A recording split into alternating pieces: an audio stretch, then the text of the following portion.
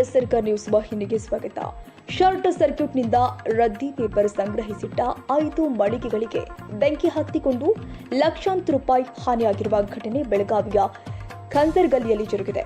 ಮೊದಲೊಂದು ಮಳಿಗೆಗೆ ಬೆಂಕಿ ಹತ್ತಿ ನಂತರ ಇತರ ಅಂಗಡಿಗಳಿಗೂ ಬೆಂಕಿ ವ್ಯಾಪಿಸಿದೆ. ಬಾಬು ಇನಾಮದಾರ್, ಮೋಸಿನ್ ಇನಾಮದಾರ್, ಸಾಜಿದ್ ಇನಾಮದಾರ್ ಸೇರಿದ ಮಳಿಗೆಗಳಿಗೆ ಬೆಂಕಿ ಆವರಿಸಿಕೊಂಡಿದೆ. ಭಾರೀ ಪ್ರಮಾಣದ ಬೆಂಕಿ ಕಂಡು ಆತಂಕಕ್ಕೆ ಒಳಗಾದ ಸ್ಥಳೀಯರು ಅಗ್ನಿಶಾಮಕ ಸಿಬ್ಬಂದಿಗೆ ಕರೆ ಮಾಡಿದ್ದಾರೆ. ಇನ್ನು ಘಟನಾ ಸ್ಥಳಕ್ಕೆ ಆಗಮಿಸಿದ ಅಗ್ನಿಶಾಮಕ ಸಿಬ್ಬಂದಿ ಬೆಂಕಿ ನಂದಿಸುವಲ್ಲಿ ಯಶಸ್ವಿಯಾಗಿದ್ದಾರೆ. ಘಟನೆಯಲ್ಲಿ ಒಂದು ಬೈಕ್, ರೇಷನ್ ಅಂಗಡಿ, ಗ್ಯಾರೇಜ್ ಅಂಗಡಿಗಳಿಗೂ ಹಾನಿಯಾಗಿದೆ. ಲಕ್ಷಾಂತರ ರೂಪಾಯಿ ಹಾನಿಯಾಗಿದ್ದರಿಂದ ಸ್ಥಳಕ್ಕೆ ಬೆಳಗಾವಿಯ ಮಾರ್ಕೆಟ್ ಠಾಣೆ ಪೊಲೀಸರು ಭೇಟಿ ನೀಡಿ ಪರಿಶೀಲಿಸಿದ್ದಾರೆ.